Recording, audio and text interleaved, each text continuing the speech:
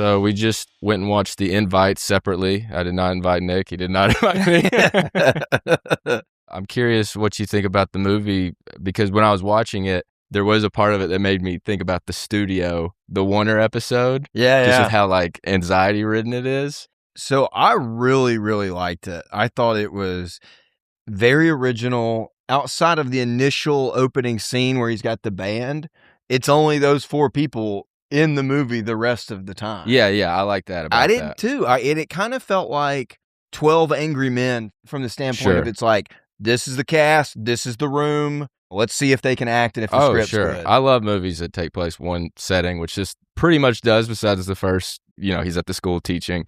It could easily be a play. I think it actually is a play. This is like the American version. There's been a lot of different versions of it, but like this is, you can just see that. It's like, oh yeah, this feels like you're watching a play. And I thought each actor did a perfect job with like what they were supposed. I feel like Seth Rogen obviously got to just be Seth Rogen, which was, not a stretch from an acting standpoint. You just got to like.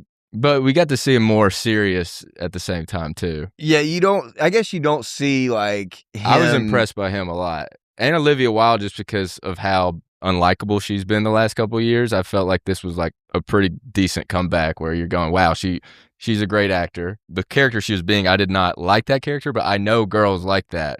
Yeah, and I was it was very real. Yeah, oh, for sure. And even like the fighting and arguing, like everything about it seemed like it's like, this is a real relationship. Like these are real arguments that people have all the time. Oh, yeah, absolutely. I can't remember the exact moment, but there was something in the movie that I remember like where you start you're not thinking, oh, Seth Rogen and this part. You're like going, oh man, they need to split up. You just get sucked into the reality of the movie, or you just buy it, and I bought it. Yeah.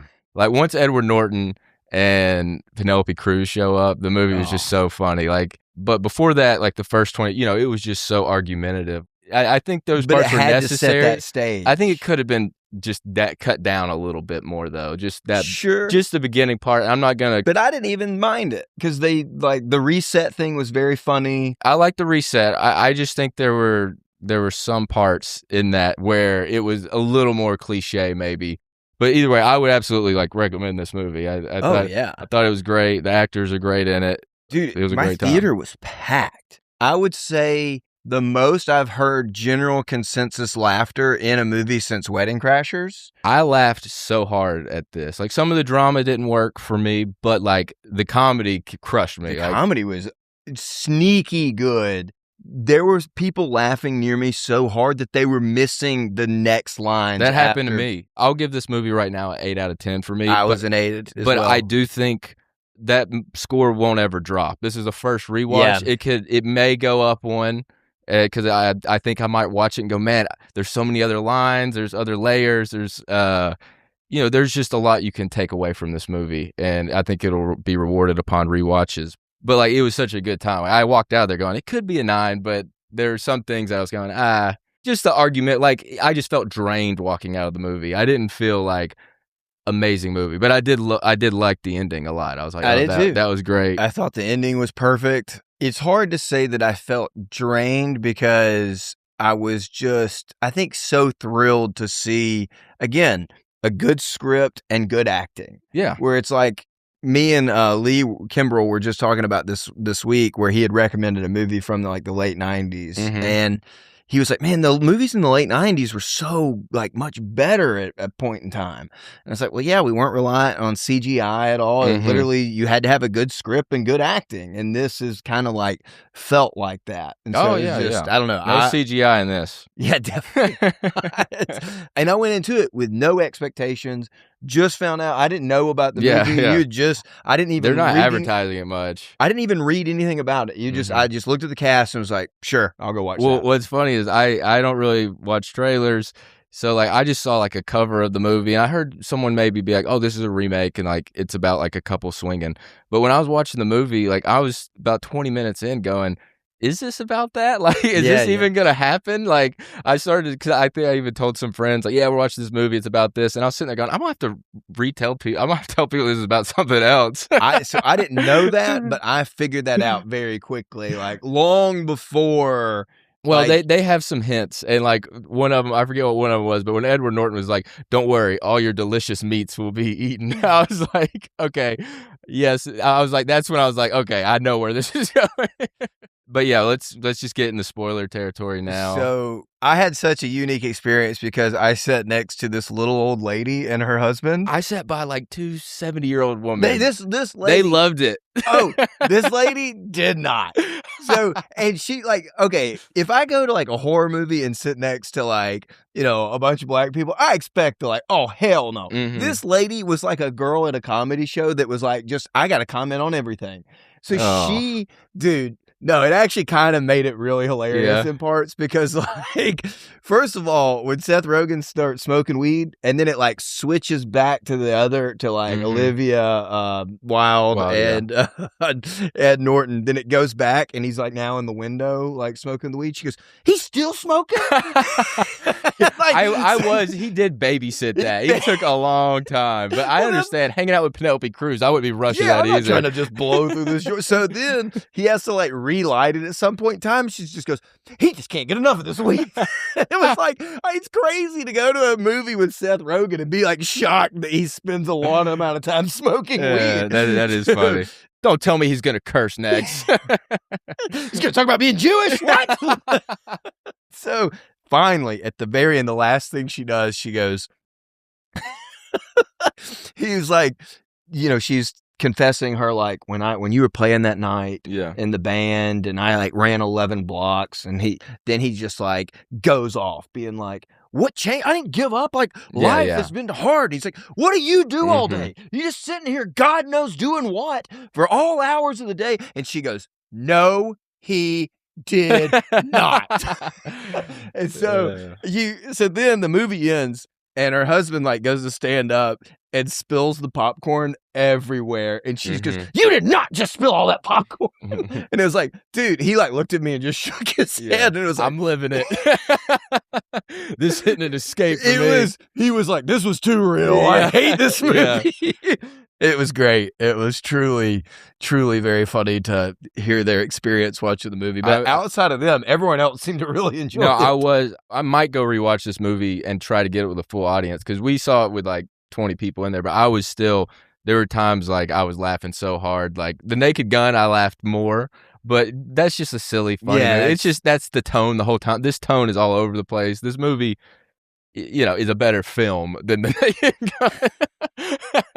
But like, I was in the theaters, there was a point where I was going, man, I hadn't laughed this hard since The Naked Gun. When they walk in for the first time and they're standing there and he's like, you could probably tell there's a lot of contentious energy in here. I was about to say that. That is so. We love contentious energy. Edward Norton was so funny. There's like when he pops up like offering like kombucha or whatever. He's like, and then just like pops up behind the couch too. And being Hawk is so funny. Little Howie, little Howard. I didn't know we had a Howard with us. All that was so funny. Well, and I thought he was just gonna be like Hawk, is because he was Howard Wilson. I did too. HWK. It's just an initial. Yeah, that would have been a much easier like explanation, but then he goes into the whole thing about his wife dying, and I love Seth Rogen's response being like, so you wouldn't let your old wife peg you, so now you're letting the new girl peg you? Like, cool story, dude. Well, the funny part with me though in this movie, another layer that made me enjoy it more is, I mean, you know, obviously, but I've been dating a woman from Paraguay, and we went and watched it, and just Edward Norton and them talking in Spanish. And like even having her there's a point in time where I was like, I'd look at her and be like, what are they saying? And she's like, liar. They're saying he's a liar. You know, when Seth Rogen, he was saying, no, I don't have any, I don't hear y'all having sex. And that got a huge laugh out of me. Like, y'all are fucking like monsters out there. Like, she loves your orgasms. That's all she talks about. You talk about my orgasms?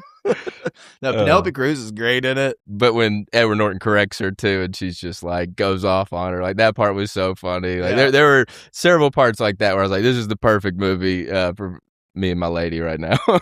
Shut the fuck up, Hawk. Yeah. And I did enjoy when, you know, Seth Rogen's just kind of dissing him. You can see Penelope Cruz's character, like you're like, oh, okay, she kind of likes it. You know, she's smiling at like him just not taking them serious. Yeah, oh yeah. Like talking about rugs and stuff like that. Like the whole time they were smoking a joint and they'd go back to Edward Norton and Olivia Wilde. I'd be like, go back to them smoking a joint. Her being like, the bathroom, I just made it look old. It was funny though. Like that line that Edward Norton said, like, he's like, I don't know much about tile, but like this feels like you restored perfectly preserved. Yeah, preserved that vintage bathroom with a lot of care. And I like that too. That made me laugh so hard when he compliments her. Like, you can just tell you put a lot of care in this house. And she's like, really did. She's like really crying. I do. Thank you for saying that. When he's just like, it cuts to Edward Norton, the solo shot, and he's just like, I mean, do you picture yourself on a beach with someone or do you picture yourself in a cafe? And she's like, they're picking out the color on the wall. He's like, I just think you picture yourself in Monaco at a cafe. She's like, yes. Yeah. Yeah. Is he colorblind? Yeah. These are obviously different. He's just a perfect pretentious guy. It's great. And that might be how, I think that's kind of his perception too. Just in reality, I feel like he's a little bit that way. Yeah. Like, I think all the characters might be a little bit that way. I think it's like great casting. I do too. But gosh, Seth Rogen was just dialed in with his insults. Like, I'm trying to think of the scene. Oh, I think it was when he was talking about pegging. Well, it's not so much about the penetration. He's like, it's a little bit about it. Yeah. That. And there's something else about like the hole or something. He's like, where's this evening going? And it's like, well, I think I know. Yeah. Hawk's butthole or something like that. I can't. Yeah. There were so many jokes. I can't wait to rewatch the movie. And it wasn't like knockout blows, but it was just like, dude, I just keep getting hit with jabs. Like, and I don't have time to recover to hear the next thing. It was very, like I said, I think it was the hardest I've heard a theater all collectively laugh since Wedding Crashers. Oh, that's awesome. Yeah, it was very fun. Yeah, because when we went to Naked Gun, it was just me laughing. It was weird.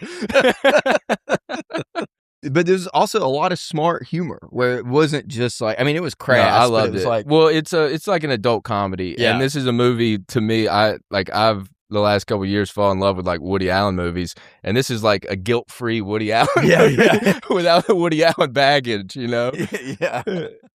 But conflict-free. Cruelty-free. Yeah. And I liked that they never showed the daughter at any point in time. Yeah. Like, it was just like, it would have been hilarious if she actually like just was like stayed home that night and just goes to her bedroom. She's just like, what the fuck are you guys doing in there? We even like, Seth Rogen's back stuff was hilarious where his back goes out. Yeah, I was gonna say that part cracked me up. Olivia Wilde just being like, you ruined the orgy. You can't do anything. Oh, right. and the line too there when she's just dancing for him. He's like, "Thank you so much for this. This is already awesome. This is incredible." I did really like that, like the way, like the ending was just so elegant, where they just had that fight. You know, it seems like they're breaking up. I'm just gonna sleep in the office. She's like, you don't ever play anymore. And then all of a sudden, no, it was like that's a perfect ending. Well, I thought the shot of his hand playing and then hers right beside his. I didn't notice it was hers at first. Well, I saw the ring on her finger because Yeah. at first I thought.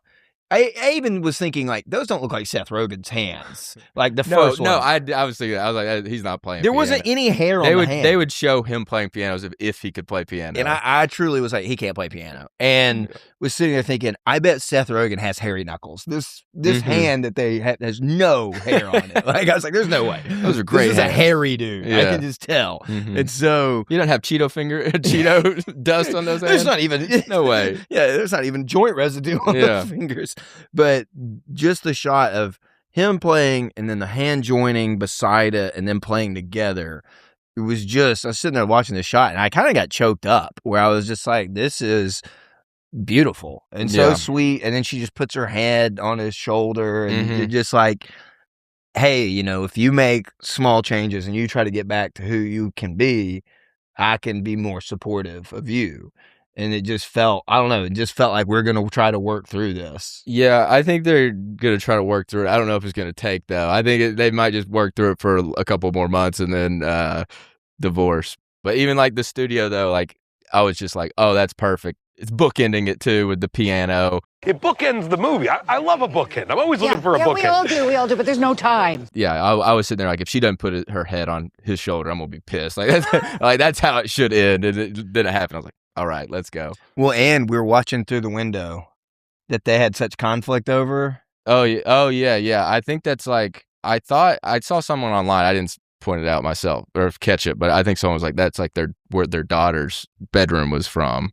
So it's like looking back from her room. Oh, which I thought was pretty. I was like, okay, neat. that's good. But yeah, great movie. I would say catch it in theaters, especially if you. I would even go on a crowded night because it was great how I saw it. But I am going, man. I wish I would have saw it. With fun. A roaring theater. It was loud pops for sure. Yeah, I'd definitely go watch it. All right, we're inviting you. Yep. Later, guys. Movies. Nick and Reed reviewing movies. Movies. Watching movies till we